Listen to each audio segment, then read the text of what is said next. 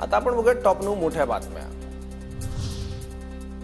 आमदार सुरेश धस उद्या मस्साजोग दौऱ्यावर देशमुख कुटुंबीय आणि गावकऱ्यांशी संवाद साधणार, अन्नत्याग आंदोलनाच्या अनुषंगाने चर्चा करणार। महादेव मुंडे हत्या प्रकरणाच्या तपासाला गती, आतापर्यंत 50 जणांची झाडाझडती। 21 ऑक्टोबर 2023 रोजी महादेव मुंडेंची परळीत हत्या।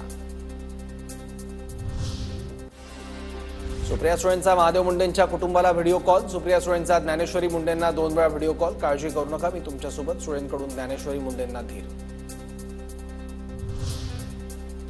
मंत्रिपद न मिळाल्यानं आमदार सुधीर मुनगंटीवारांची खतखत पुन्हा समोर। माझी खुर्ची खेचून घेतली। चंद्रपुरात फ्लाइंग क्लबच्या उद्घाटन सोहळ्यात मुनगंटीवारांचं जाहीर विधान। तर माझ्या वक्तव्याचा काहीच अर्थ नव्हता, तुम्ही अर्थ काढता। मला मंत्रिपद मिळालं नाही, माझ्या मनात काही नाही, मी आजही काम करतोय, असंही केलं स्पष्ट। आप भी मंत्रिपद की खुर्ची पे अभी जाना बाकी है, मेरा तो खुर्ची अभी छीना गया है, मगर आपको ये पता नहीं होगा कि मेरी तो छीनी गई है। कोणी खुर्ची घेतली सुधीर मुनगंटीवारांनी सांगावं, महाराष्ट्राला कळू द्या कोणी खुर्ची घेतली खेचली। सुधीर मुनगंटीवारांच्या वक्तव्यावर आव्हाडांचा निशाणा। पहिल्याच दिवशी 10वीचा पेपर फुटला। जालना, यवतमाळ, जळगावात मराठीच्या पेपरला कॉपीमुक्त अभियानाचा उडाला फज्जा।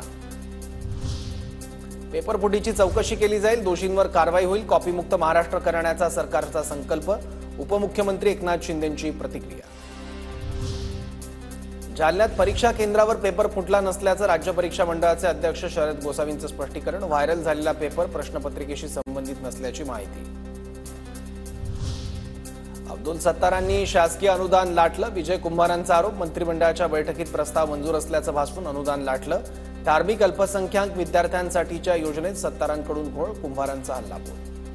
मुख्यमंत्र्यांकडे त्या संदर्भामध्ये तक्रार केलेली आहे की जर मंत्रिमंडळाच्या विश्वासार्हतेला तडा जाऊ द्यायचा नसेल तर या सगळ्या प्रकारची चौकशी करून जे मंत्री आणि अधिकारी यात दोषी आहेत त्यांच्यावर कारवाई करावी।